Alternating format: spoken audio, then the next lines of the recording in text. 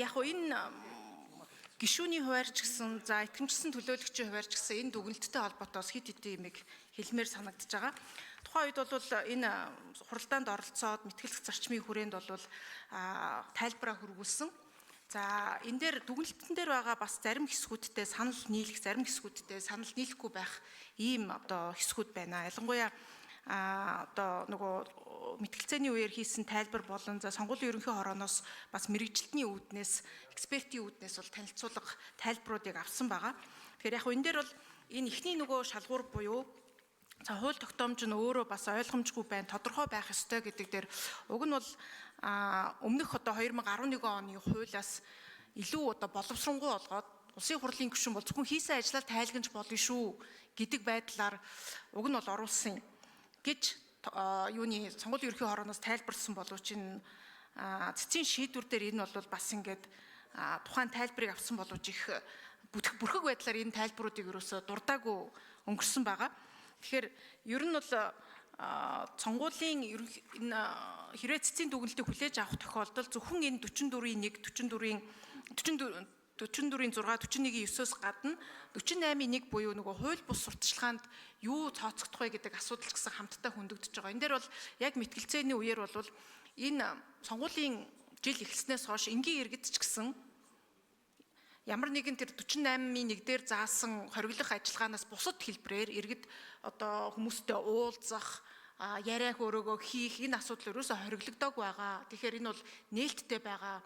Энэ бол зөвхөн улсын хурлын гишүүний хувьд ажлын тайлангаа хийж урд нь бол 2011 онд бол ажлын тайлан гэдэг нэрийдлэр за эд мөнгө тараах янз бүрийн асуудал байсан бол энийг нь цэгцлээд улсын хурлын гишүүний хувьд бүрийн эрхийгээ хэрэгжүүлэх хүрээнд зөвхөн хийсэн ажлынхаа тайланг одоо тараахтай тэр зорилгоор уулзах нь бол окей шүү гэдэг байдлаар ингээ оруулж өгсөн байгаа. Тэгтэл энийг зөвхөн эднэрт өгөөд бусдад нь өгөөгүй байна гэдэг байдлаар бас тайлбарлсан байна. Цэцгийн дүгнэлт дээр.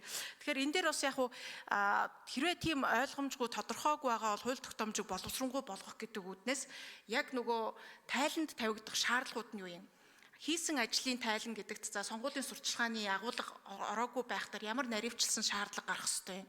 За улсын хурлын гишүүн биш хүний хувьд сонгогчдын саналыг тотох зорилгогүйгээр те нөгөө одоо сонгуулийн кампанит ажил буюу сонгуулийн сурталчилгаа эхлэхэд хийх ёстой ажлаас бусад байдлаар яаж иргэд одоо олон нийттэй уулзалт зохион байгуулж болохын гэдгийг нь илүү наривчлаад оруулах юм бол уг нь энэ зарчим нь бол байгаад байгаа. Тэгээд мэтгэлцээний ам мэтгэлцээний үеэр ч гэсэн энийг бол ярилцсан. Тэгэхээр энэ тал дээр бол илүү тодорхой болгох юм болвол тэр одоо тэгш бус байдал байд юм уу эсвэл ялгарлан гадуурсан гэдэг байдал маань өөрөө засагдчих боломжтой. Тэгэхгүй бол эхнийхээ тэр тодорхойгүй байна, нэгэнд нь давуу эрх олгоцсон байна гэдэг дүгнэлтэн дээр одоо үндслэл ерөөсөө тэгш бус байдал байна. Дээр нь ялгарлан гадуурсан байна гэдэг дүгнэлтүүд бол цэцгийн дүгнэлтээр гарсан байгаа. Тэгэхээр яг уу энийг тэр хууль тогтоомжоо илүү боломжронгуй болох эсвэл тодорхойгүй байгаа юм дээр эсвэл эхний нөгөө үндслэлээр нь хүлээж авах юм бол тодорхой боловсронгуй болгоё гэдэг зөвхөн хүлээж авах тохиолдолд хууль тогтоомж тодорхойгүй байгаа гэсэн те энэ үндслийг нь л хүлээж авах байдлаар явахгүй бол энэ маань өөрөө цэцгийг гарсан дүгнэлтүүд энтэйгээ холбоотой байгаамаа. Тэгэхээр энэ дээр бас гишүүд маань наанта цаанта өөрийнхөө бас байр суурийг илэрхийлээсэй гэж бодож байна. Улсын хурлын гишүүн бол ард түмнийхээ эрч төлөвлөгчийн хувьд бол байнга тайлагнах ёстой. За дээр нь 1 минут нэмж өгье.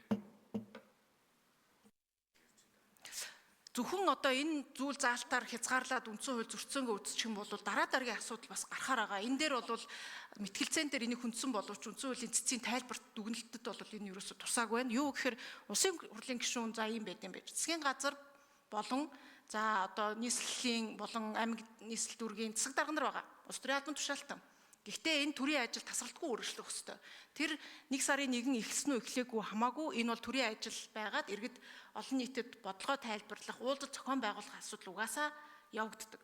Тэгээ улсын хурлын гишүүд нь болохгүй байлаа гэд тэгвэл засгийн газрын гишүүд нь яах юм? Улс төрийн албан тушаалтан бусад төрийн ажиллагаа үргэлжилж байх, энэ үргэлжлүүлэн хийж явах ёстой албан тушаалтны үед тэгээд дахиад бас давуу байдал үүсгэсэн гэдэг дүгнэлтэнд хүрэх юм уу?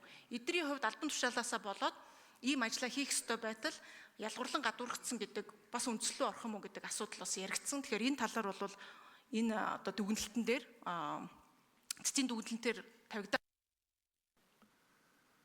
За яг нь ер нь бол зохицуултанд тодорхой бус бүрхэг байгаа учраас илүү сонгуулийн хуулиар тодорхой болгох асуудал үүсэж байгаа юм байна л гэж ойлгодог тийм ээ. За уян гişиг гишүүний микрофоныг өгье.